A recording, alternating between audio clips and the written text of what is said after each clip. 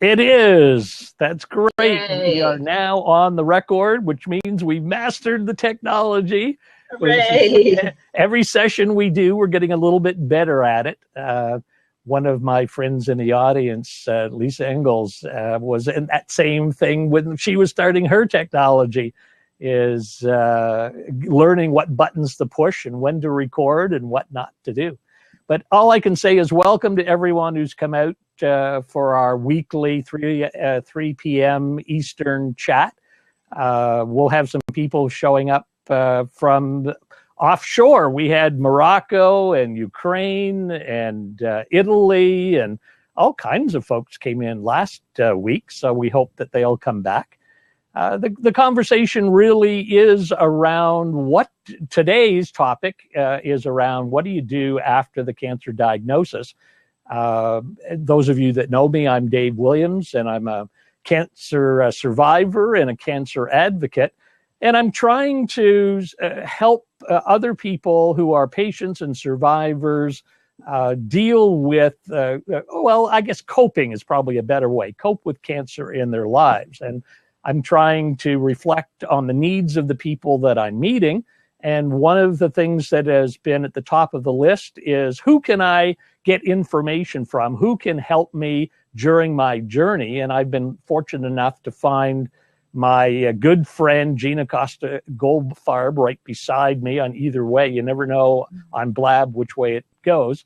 Gina is a cancer survivor as well, but she's a cancer coach and earns a living helping people who are on that journey, whether it's at the beginning or into the survivorship phase of trying to deal with all the different aspects of coping with cancer.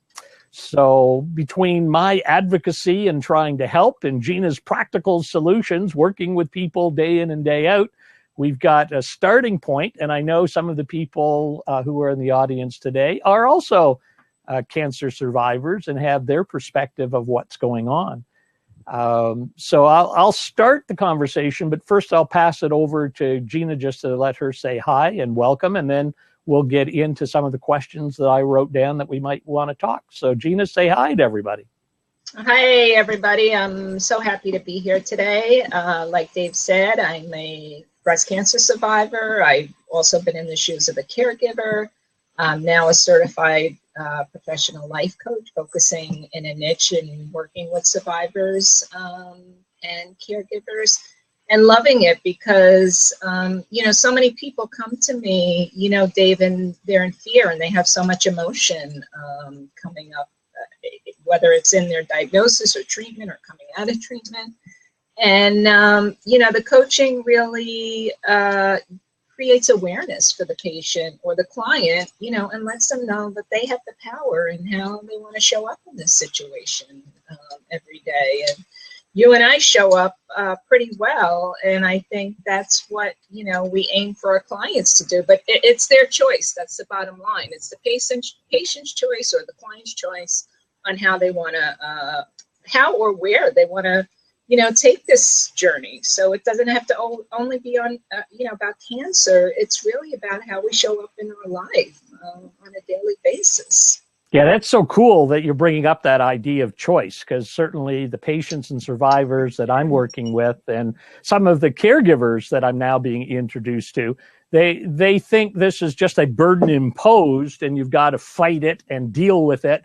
And they don't understand that a lot of what's happening is mind space. It's how are you dealing with things? And not to give too much information, the last 2 days have been really bad days for me. I'm a colon cancer survivor, and I have still 2 years after surgery complications, and I still have weekly nurses that have to come in and make sure I'm not into septic shock. And the last 2 nights I haven't been able to sleep at all. I probably had an hour, 2 hours of sleep, and yet you just accept that as those are the cards that you're dealt with. And how do you want to live your life? I could choose to look at myself as a victim. I could decide that, oh, pity Dave and all the problems that I've had through the cancer treatment and now in a couple of years of surviving.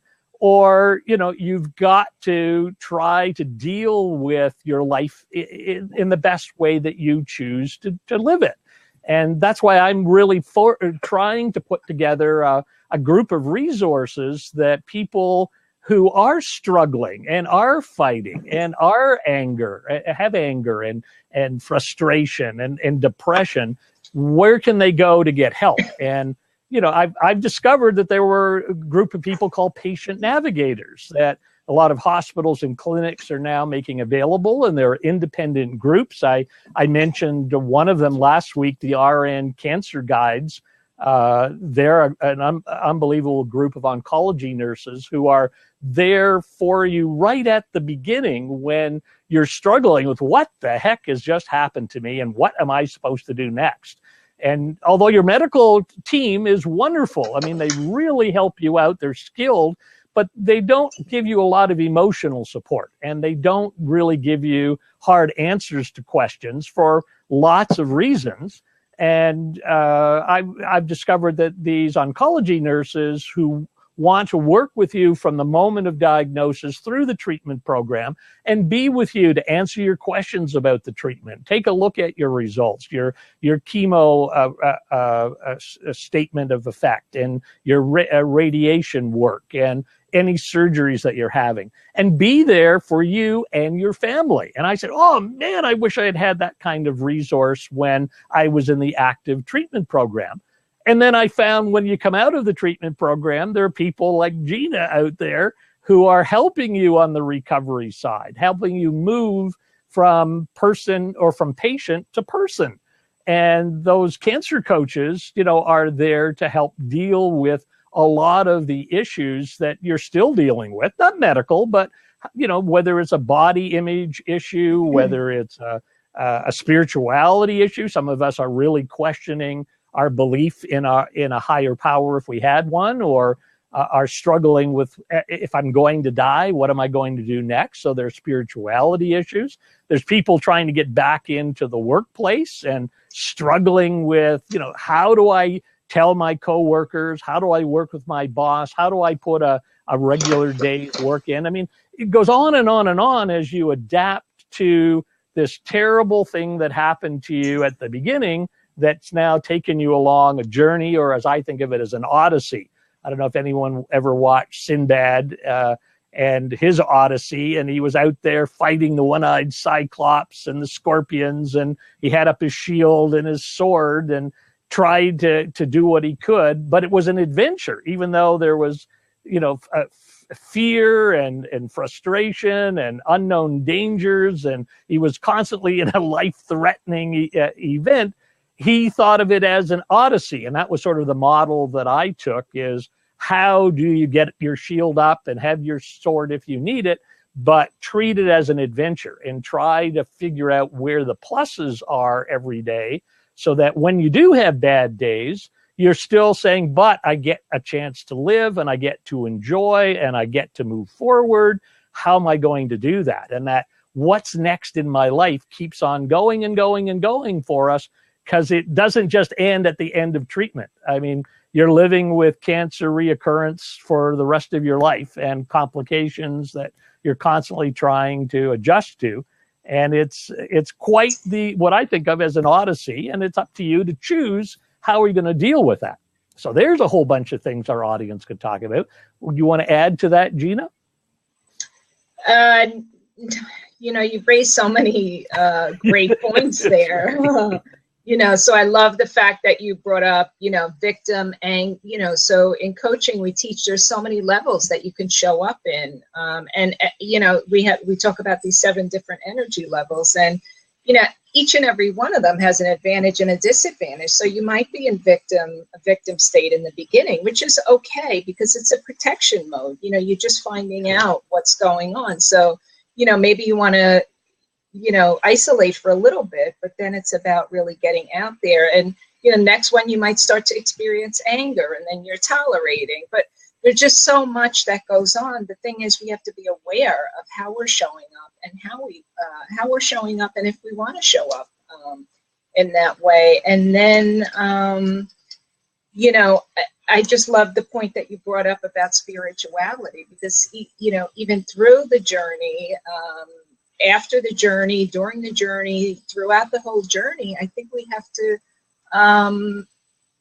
in spirituality and relationships and career, everything you mentioned, you know, we have to kind of get it all in alignment so that we can move forward and really live our lives with a little sense of balance. So if we're kind of feeling off kilter, well, maybe we need to get into our spirituality a little bit more, or tap into our relationships or social or whatever, financial, whatever it is. So trying to balance and make sure everything's in alignment. And then, as you said, so, you know, just to top it off there, you said every day is a challenge, right? So that's what I'm all about, new beginnings, right? New beginnings with Gina.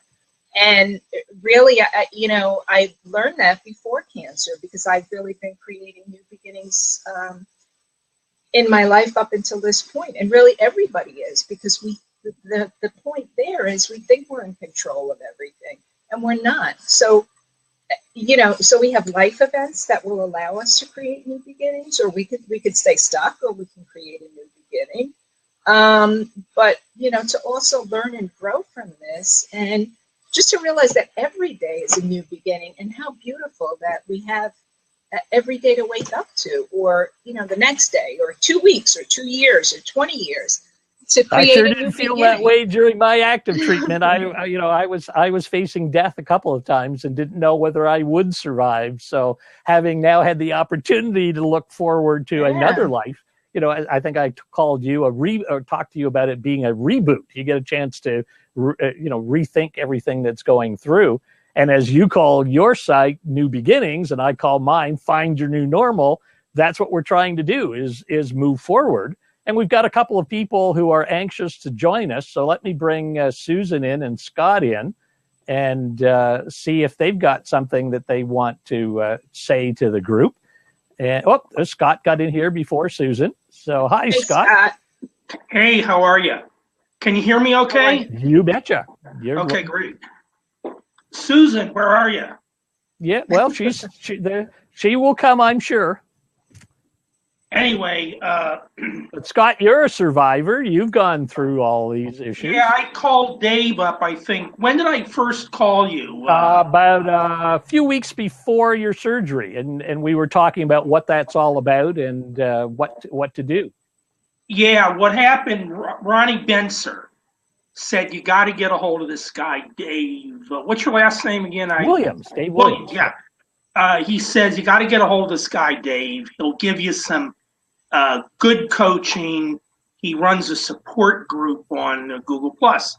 And you gave me some great coaching. But anyone, I would say to anybody that has this infliction, whatever it is, you need not only a coach, but you need people to talk to. Yeah. And it helps. It just is reassuring, particularly people who have been down the same road, you know. But in any event, I'm almost a year out of this thing. Yep. I have no evidence of prostate cancer. And one of the benefit, well, I wouldn't say the benefit, but I would say the, after my surgery, I was very fortunate that I ended up having surgery at Johns Hopkins, and the surgeon that removed my prostate was a world-renowned prostate cancer surgeon. In fact, he was the chief of urology at Johns Hopkins. I asked a buddy of mine, I mentioned to a buddy of mine that I was going down there for the surgery. He looked at me, and he was a urologist. He says, how did you get into his office? And I said, I picked up the phone and they scheduled an appointment for me. He said, you're very lucky because there's not many people that get to see him. But anyway, he took the prostate out, and after the surgery, some news you don't want to get, you still need to get a little more treatment. So I took 37 radiation treatments this summer. They call it what do you call it? Adjunctive. Yeah. That the word? Yeah. Adjunctive radiation treatments. Dr. DeWeese at Hopkins laid the numbers out for me. He made a strong case. I went out and I went and did the treatments. So one of the benefits of that, I bonded with a number of people that were coming down there for the same treatment in a sense. We all had different cases, but we're all in line. We all showed up at the same time. We got to a point that after the treatment, we waited around for one another. We went to some good Italian restaurant or a vegetarian restaurant. If the treatments would have lasted longer, I would have really put a lot of weight. But we did find some fantastic hole-in-the-wall restaurants in Baltimore that are, I got them written down, they're unbelievable. But anyway, one of your question here is, you said, what's next? And for me, I would like to do something, you know?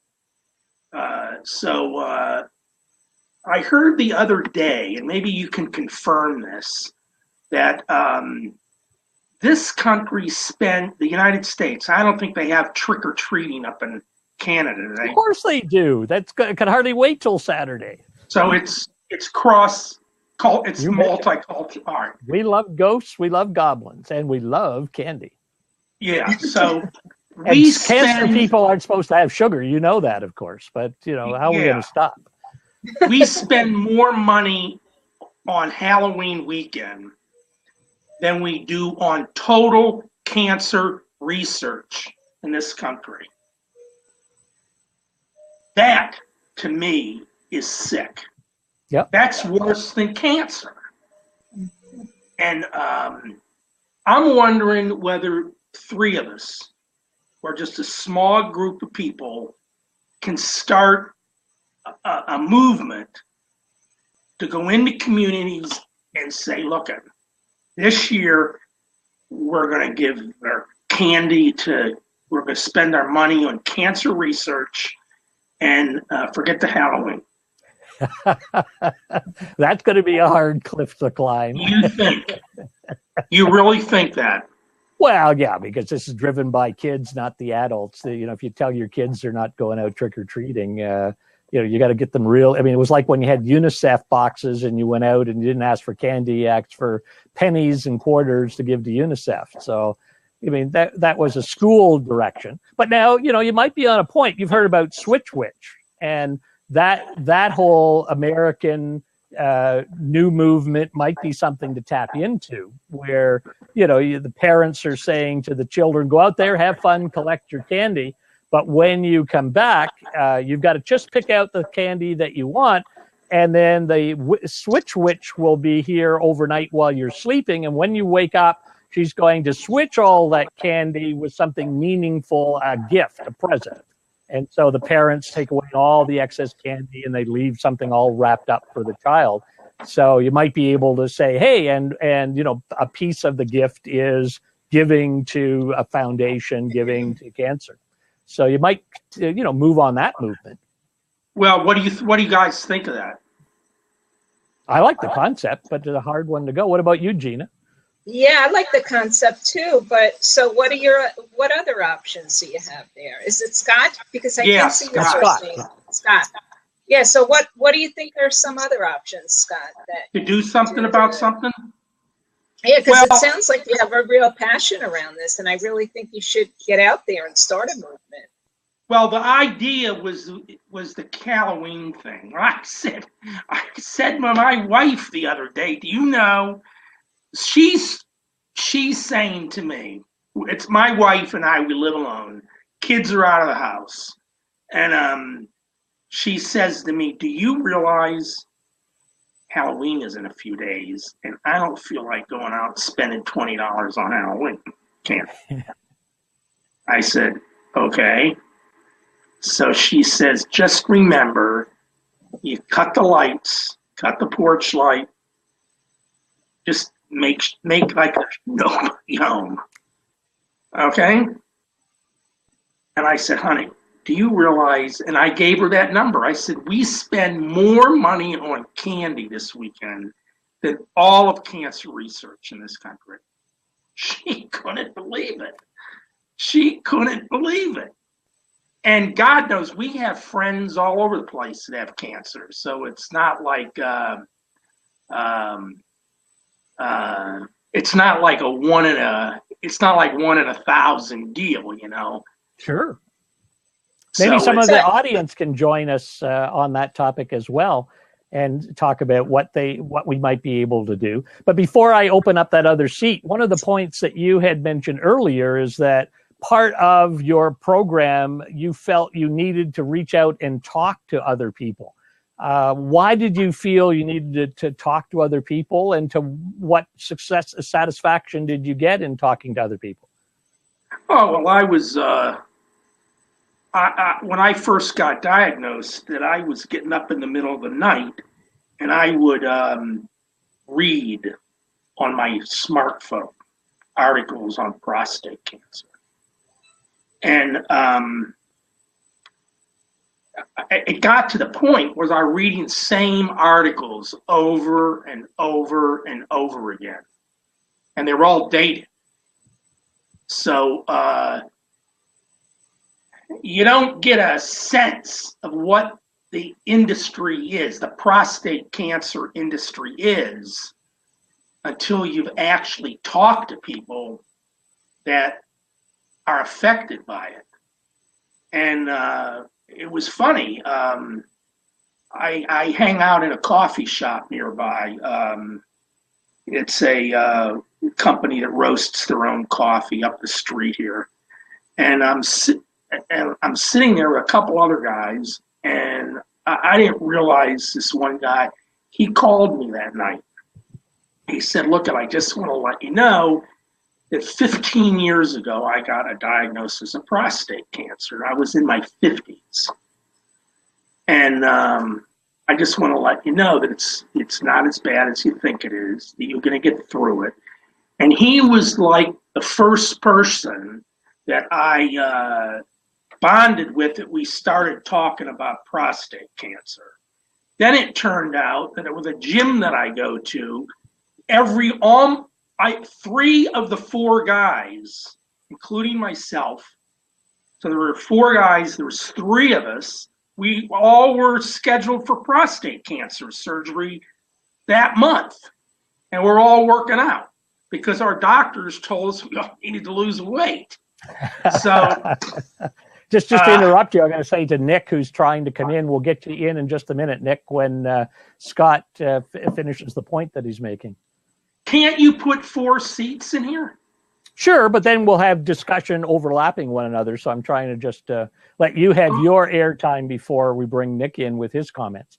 Oh, okay. So anyway, what was the question I was working on? You wanted to talk to. Why did you need to talk to someone, and what result did you have of learning from other people who had gone through a similar journey? Why that was so important to you? Yeah, I mean it's very important to don't keep everything to yourself. It drives you crazy. And just that human connection, right? And that interaction with other people who've gone down that road, and the sharing the stories. Hey, I got a quick question. Why can't ghosts have babies? Because they have Halloweenies. There you go. A Halloween joke for you. But anyway, I find it weird. So one of the first projects that I took on, I thought I'd do a blab on prostate cancer. Yep. And I for prostate cancer awareness, and that was in September. And I found that all the urologists at Johns Hopkins and all the urologists in other major institutions use Twitter. Oh, really? Yeah, it's amazing how many urologists are tweeting. So I got into a thread. I was following a thread, and I said, and there was a number of prominent urologists, and I set anybody up to do a blab on prostate cancer for Awareness Month. About 5 minutes later, I get a tweet back from Dr. Brambot. Yes, you brought him on the show. I met him. Yeah, and recently got invited to do a TED Talk in London. Ooh. So he's outspoken in the area of cancer, urology, prostate. He's outspoken guy on men's health, so on and so forth. Would he have been a good person for you to have had in your treatment program? Excuse me, I didn't hear information. I didn't hear that.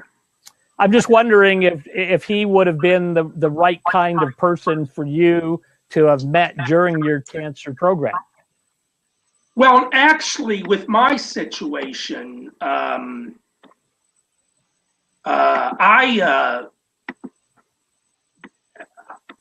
didn't really need any. I didn't listen to anybody as to where I was going for the treatment. My research all led me to Johns Hopkins Brady Urological Institute, because one of the reasons is that they were the ones that discovered the technique on how to remove a prostate. But you weren't just looking for medical information. I mean, you were looking for, how does that affect my life? How does it affect what my future is going to look like? I mean, that reason that you met and talked to other people who had gone through the journey gave you some feedback. Did you get that from your medical team? I know my medical team didn't want to touch those areas. It was medical treatment issues only, not how am I going to deal with the treatment. My surgeon at Johns Hopkins, he warned me he doesn't answer medical questions. He said, if you want to talk about cutting a prostate out, he'll give you answers, but no medical issues. He knows nothing about it. I respected the guy for saying that, because not many doctors would just try to beat around the bush. He just said, look, I don't know anything about medical. I'm a cutter. Hey, that's what my surgeon said. He says, I'm just a cutter. No, and the other one said, I'm just a plumber, because he was working with my intestines. That's it. I mean, they had themselves in a box. So what does that mean after you've cut out my plumbing? Nobody wanted to talk about they'll that. send you to somebody else to deal with you, but they're not going to. In fact, I asked Dr. Parton, do you want me to come back at all at any time? He said, no. If you want to stop by, you can stop by and say hello. So, what about you, Gina? Did you have the same thing from your medical team? It's kind of funny, because I thought I would have a relationship with my breast surgeon, who was this wonderful woman who, when I was diagnosed, I cried with her and I made decisions with her. But, and to use your word, cut, and I loved her. She was great. But she basically did the surgery, called my husband from the waiting room, told him that everything went well. And I never saw her again. I was actually kind of disappointed in that, because I really had a little bond with her. And she sent her fellows, the next day to come see me. And it was actually a little disheartening, because I had an emergency going on. I had a hematoma develop. But anyway, so that was, so she was a great lady. I love her, for what she did for me, but she was doing what she does. The gentleman that I ultimately developed a relationship with and a bond with, his staff, was my plastic surgeon. And I didn't even think I would be developing this relationship with him, but he was really the one who then took me through the whole process. And I'm not saying, that what she did was wrong, but she basically did her job. And that's Isn't that true? I mean, they think of it as their job. That's the box that they're in. I mean, I would have loved to have a visit the next day. I like the personal touch. But she did her work. She did it beautifully. And then ultimately the guy who held my hand and his staff was my plastic surgeon. And I, you know, because I saw them for many visits and many surgeries, and they were just fabulous. So, you know, I guess we have to take it in context. She did her job, but he was ultimate, and he had another job to do. And, you know, thank God I had such a great relationship with him, because he was, you know, he was just like, whatever we do, if you're not happy with it, we're going to do it again, and we're going to do it until you're happy. So amazing. And, you know, so, you know, you brought this point up, Scott, you know, we also have to be our own best advocates as patients, and speak up and choose the right relationships, and ask, you know, or ask questions of our doctors. And like you said, you knew right where you were going. Nothing was going to stop you. So you made a choice. You made a conscious choice to do that. And that's what we have to do as patients. We have to, you know, what's in our, you know, speak up for ourselves, and what's in our gut, what we want to do. When I was diagnosed, my breast surgeon told me, well, just take one breast. That's all we need to do medically. And I said, well, what would you do as a woman? Let's just forget, you know, take this aside for a minute. And she said, as a woman, I'd probably have a double mastectomy. And I said, well, that's what I already decided. I want a double mastectomy. And ultimately what happened was I had cancer in the other breast. So thank God I went with my gut, you know. And this is why we have to go really and really be our own best advocate as a patient. And, you know, and that's what, you know, again, that's what coaching's all about. So coach helps you find your own answers, because we already know what our answers are. So well, just knowing, you know, that a coach take that as an there. example. Yeah. I mean, most people don't know the resources. I mean, I walked in thinking that my medical team was my team. They would help me through every aspect. It took me a long time to realize I had to reach beyond the medical team to understand the journey that I was on. And that's why now when I'm learning, oh man, there's a patient navigator, I could have had someone who would have explained everything that was happening, everything that was about to happen, how to interpret what was happening, and get me prepared when my medical team disappeared. And that was a shock for me. I mean, you got to remember, I had 18 months of active treatment. 15 months of that was in hospital. And so I had a very strong relationship with all of these people. And unfortunately, they all disappeared at the end of that particular treatment program. And suddenly I was left totally alone. There was nobody around to deal with any of the transition from patient to person. And that yet I had tried to build those relationships with a variety of people in the hospital. And it all snap a finger, I'm discharged and they're gone. And as Scott says, well, you can drop by for a coffee sometime if I can fit it in, but I'm not going any further than that. I said, well, what am I supposed to do? Didn't they offer you follow-up or anything? Or well, I mean, medical follow-up. I mean, I'm still on those, you know, 90-day scans for me. So there's things that are happening all the time that I go back in, but it's only for medical issues. It's not for the coping. Not for the brain, right? Yeah. Not for the mind. No.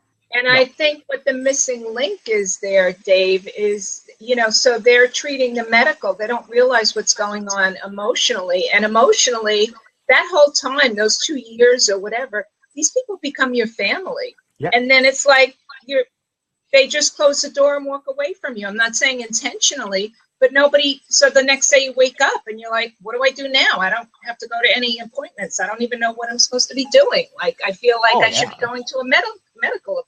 Like that first week, there's no help with the transition. I was alone. I mean, there was no 6 o'clock in the morning rounds anymore. There were no scans and blood work and everything through the day. It's like, where'd my family go? They're gone. All gone. All gone. You know, and that's what you need to understand as a cancer patient. I mean, people don't understand the journey that you're in. It's not just the treatment, it's dealing with the treatment. And your family is as confused as you are. I mean, I only had my son who was my primary caregiver, so I wasn't surrounded. I had a couple of other friends that knew me personally. And interesting enough, they became more than just colleagues. They became friends during that period of visits, but they'd only show up on the weekend after their job had been finished. They'd show up on the weekend. So 5 days a week, I'm totally alone with no support whatsoever. And then Saturday and Sunday, you had 2 or 3 visitors, and then, back into being alone. It's that surprise of, wow, what's happening? I'm not handling this very well at all. And that's why, Scott, I think it's so important that you made those connections, at your treatments, because you made these friends, right? So they weren't doctors and nurses. They were people that you were going to treatment with that you could then develop relationships with and see outside of treatment. Weren't like your doctors and nurses who just wanted you to stop, if they had time, you could stop in for coffee. These were people that were going to become your friends. Yeah, what was amazing, every one of us had a different circumstance, no one cancer is the same. And I know one guy said that after his prostatectomy 5 years ago, he had a prostatectomy, 5 years elapsed, and his PSA started rising, which is not a good sign. It's an indication that the cancer is back. It's active. It's growing. And he says, and they brought him up to Hopkins, and he was from St. Augustine, Florida. And I asked him, Eric, his name was Eric, and I said, Eric, I'm curious, why come all the way up here from St. Augustine? He looked at me and he says, I don't think there's anyone or any one place in the country that has as much expertise as Hopkins has. And I was thinking the same thing. We had different doctors, but his doctor was close to my doctor. I used to see him all the time. And Eric and I found a vegetarian restaurant that we would love to go to for lunch, a vegan restaurant that loaded everything up with curry. So we used to joke with the radiation technicians that we were going to explode the room the next day, and they sort of liked it. And after my treatment ended a couple weeks before his, and then he said to me afterwards that they missed me in the treatment room because I kept everybody laughing. So you were a good case. Yeah. I met so many people during my radiation and chemo treatment that were not laughing. I mean, they were pretty sad. They were really, and in fact, by the end of my chemo and radiation, I was like them. I was just dragging my butt down the hall to get my treatment. It's the most humbling experience to be in that treatment room with folks that are really sick. Yeah. And I remember on my exit interview with Dr. DeWeese's nurse, she says to me, you were, he said to me that I was a very boring patient, but that was good. And although the residents don't like the boring ones. Yeah. And she said that I was extremely lucky that I had prostate cancer because there's a lot of cancers out there, I'm sure, Dave, you would attest to it, that are bad cancers. So, there's a good cancer? Well, they're not, none of them are good. But she said if you were going to choose one, prostate cancer would be one of the few that you could take. Well, I guess that depends on how you're going to handle losing your prostate. I mean, it certainly affects your life. And if you're a young man or a middle-aged man, you're going to have a totally new kind of love relationship. So there are effects that you're going to have to deal with. That maybe the treatment is easy, but the coping is certainly different. Like you, I lost my prostate, and I also lost my bladder, and I lost 3.5 feet of colon. So I've had all kinds of complexities, and now we've got liver issues that I'm dealing with. So my whole gut is all in a mess, and I'm trying to cope with everything. And I think that's what I meant by what's next, is that you think that the treatment is so defined. You walk in, you get the diagnosis, they say, we're going to do this, this, and this, and that's where they look at what the treatment is. But you, as the patient, end up with a huge amount of other issues that you've got to suddenly figure out, or you're surprised. I mean, I didn't know I was losing my prostate or bladder until after the operation. I mean, they just opened me up, said, man, it's got to go. And they just started gutting me. Now my whole life changed. You must have had a tube coming out of you in every area. Oh, yeah. I was on tubes and hydration issues. And I'll tell you, it was quite the experience. But that's the thing, is no one prepares you for that. As Gina says, you've got to be an advocate and do your questions. And in my case, my doctors wouldn't talk to me. Thank goodness I had night nurses. I mean, the night nurses were amazing. If I would make any recommendation, be good best friends to the night nurse, because they will help you, talk to you, answer your questions. They are just wonderful people. But you've got to figure it out, and that's you're not prepared for. So many of us just think, oh, well, the doctors in the white coat, the stethoscope, they know what to do, and away it'll go. And it doesn't play out that way. Yeah. So I think what we're saying is here is the key is support in all areas, right? So not just the medical, but the social, psychosocial, self-care, getting the support of others, getting not only friends, but professionals. And, there's so much involved in it. And so, Gina, let me ask you a question. Are you a psychologist or No, I'm a certified life coach. And what does that mean? Incredible training. You can see what she's had to go through.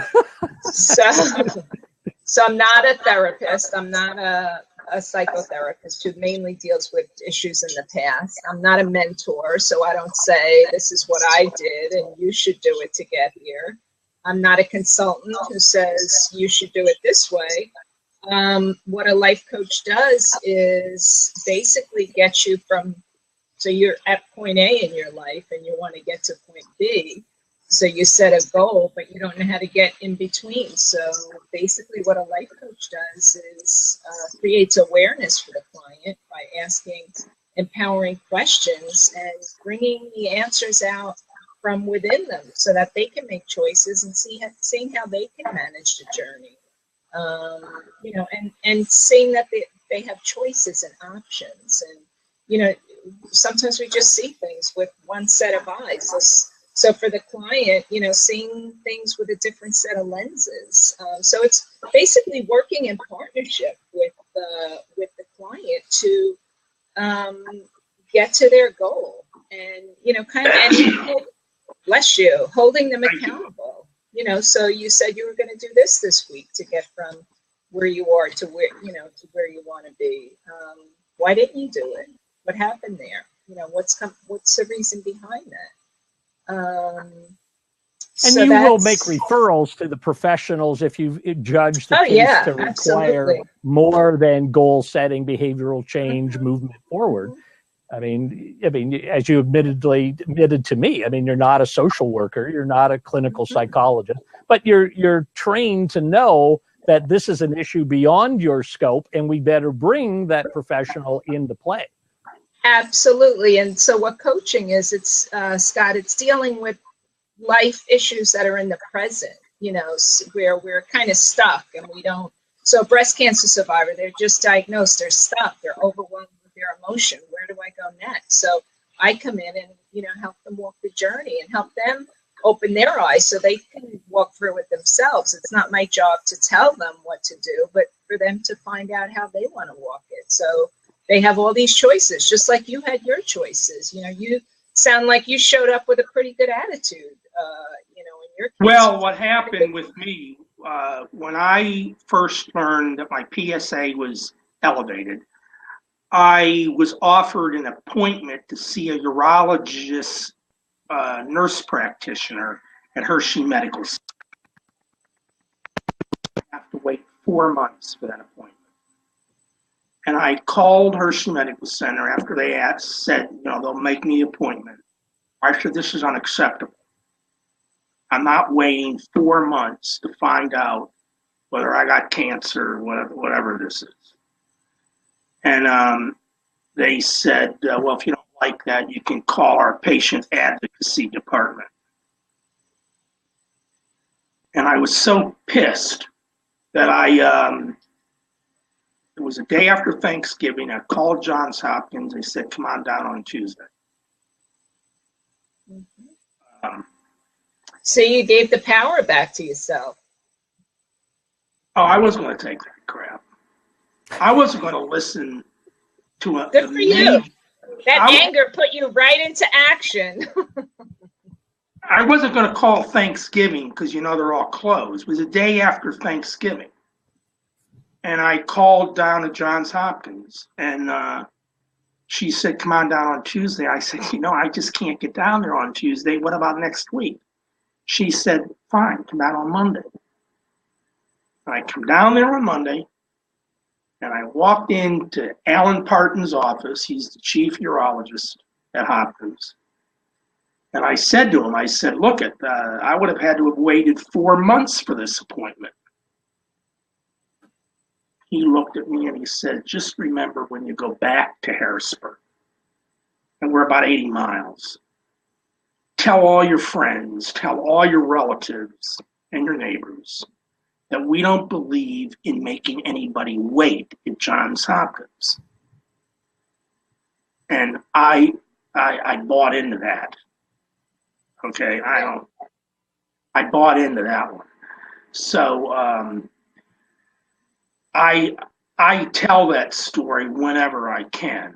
So I don't particularly have much admiration for the Milton Hershey Medical Center. The candy bar is another story. Yeah, that's right. They all have their strengths.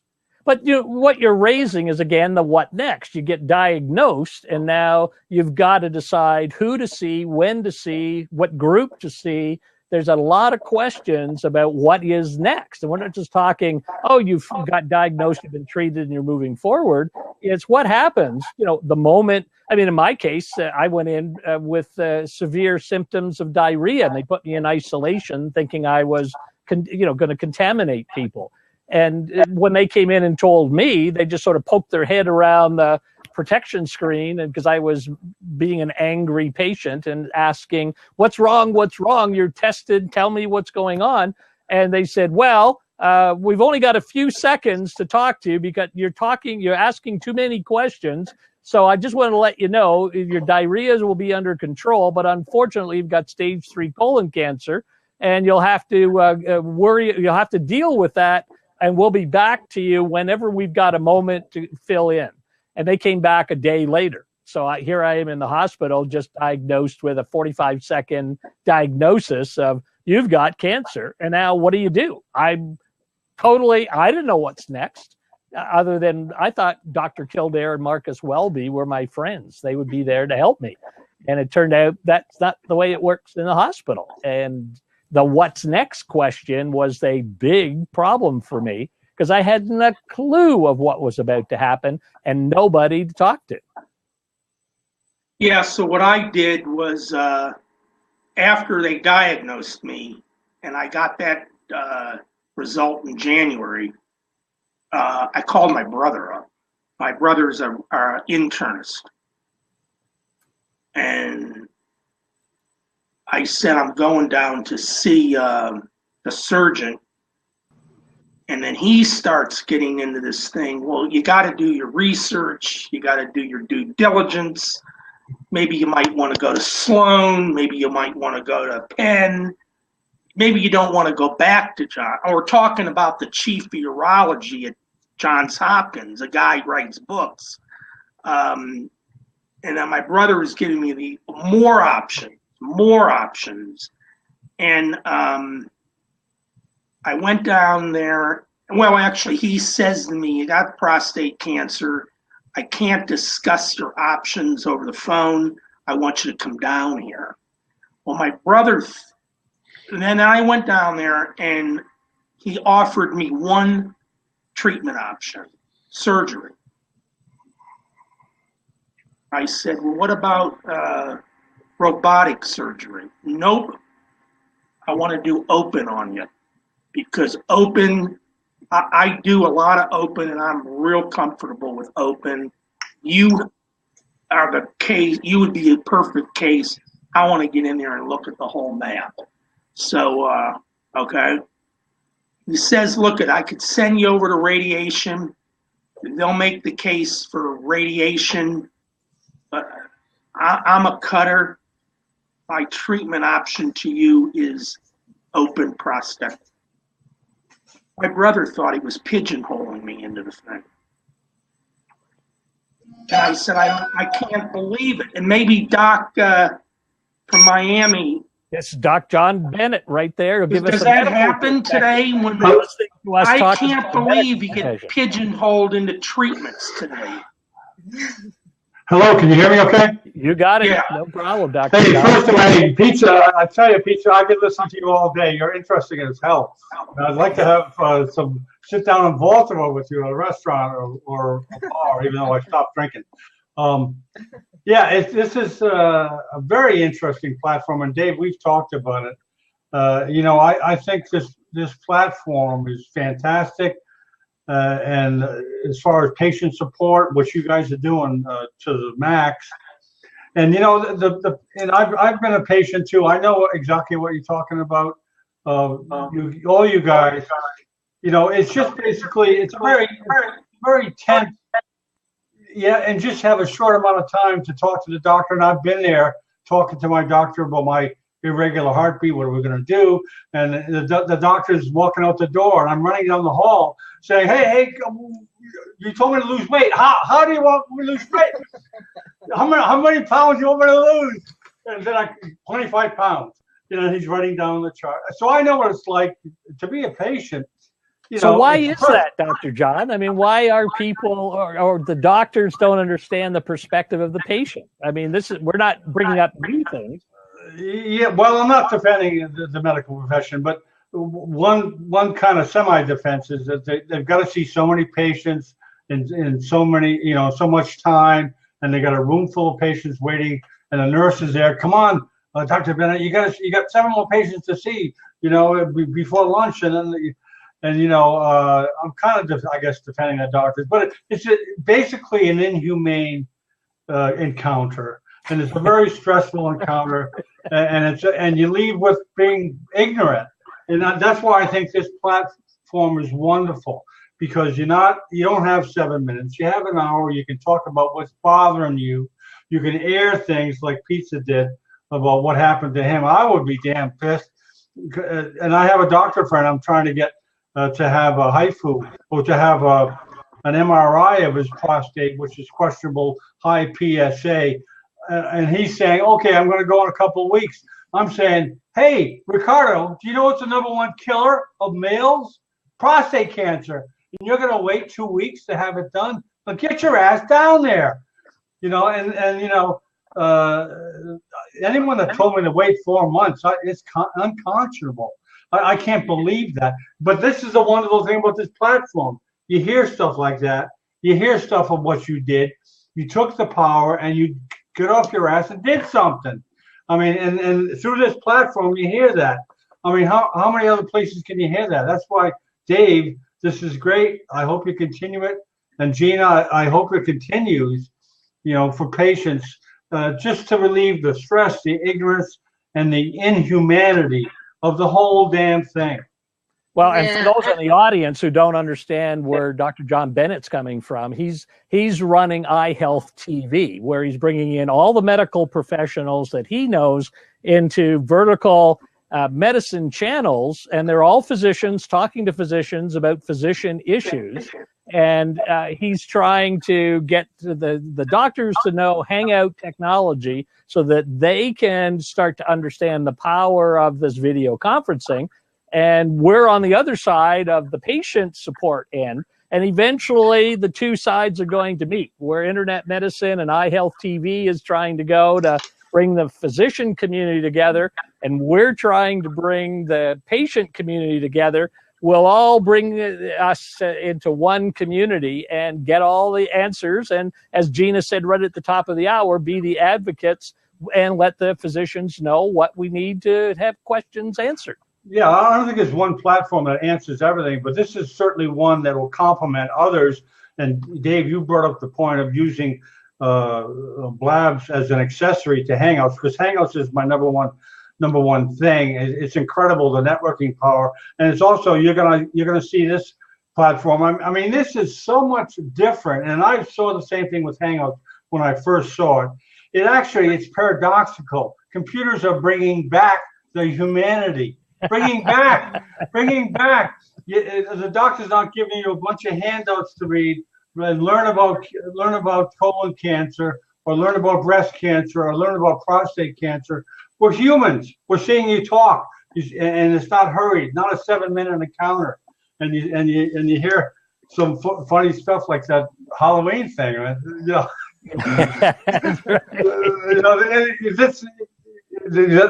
that's a good point. It's well taken about the research. Cancer research is being actually decreased. But one thing I'll quickly say is that even though cancer research is being decreased, research is getting more effective. It's getting less costly because of the advances we're making in technology. But Pizza, I got to hook you up. There's just a quick thing. That's Scott, by the way, John. Oh, okay. I'm blabbing too much. That's why they call it blab, right? That's right. Right. Well, this is great, Dave. I hope we continue, and I hope to hook up with all of you guys. Well, now that you've seen it, start thinking of your Hangouts having an after-show effect where you get the physicians who are going in through that intensive information exchange that you do, and then have them come over to a Blab platform to talk about it, and then maybe invite some of the patients in to talk about their experiences. It could be quite an interesting Blab. Well, your patients need to be part of the dialogue. God, even in like the Hangouts, sure, there should be doctors, but also there should be doctor-patient. Well, you're the vehicle who can make that happen. Look at all those physicians that you know on iHealth TV. Let's do it. Anytime. We got to make it happen. Okay. Well, thanks for dropping in. That's terrific. Thank you. Dave, I think, and Doc, what's your first name, Doc? John Bennett. Yeah. John Bennett. Yep. Good to see you again. Gina, good to see you and good to meet you. And Scott, great to meet you. And Dave, I will get on your next one if I next Wednesday, 3 p.m. If I can fit it in my schedule. Okay. Just come in for 2 minutes. Just come on in and say hello. We love it when you're on air. Okay.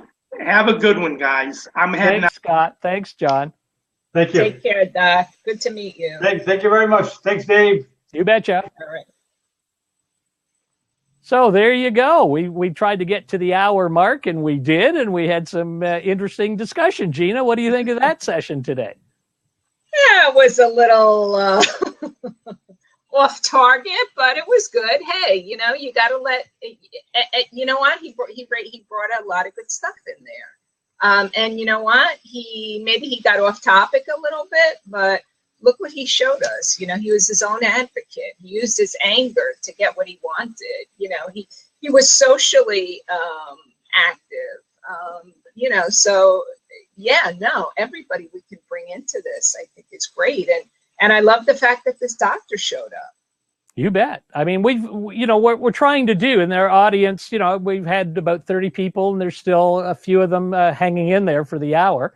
What we're trying to do is get an opportunity to blab, to socially network about the topics around cancer. I mean, as you saw, it's about conversations about conquering cancer. So what are the things that you think would be good words of wisdom, good tips and advice to share to other patients and survivors and caregivers?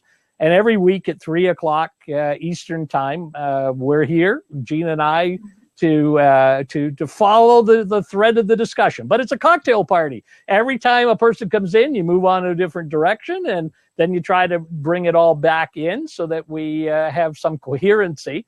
But hey, for 2 shows, Gina, we've done okay. I think this is a good start. So I'm going to just let you say goodbye, and then I'll say goodbye, and then we'll get off the record. Okay.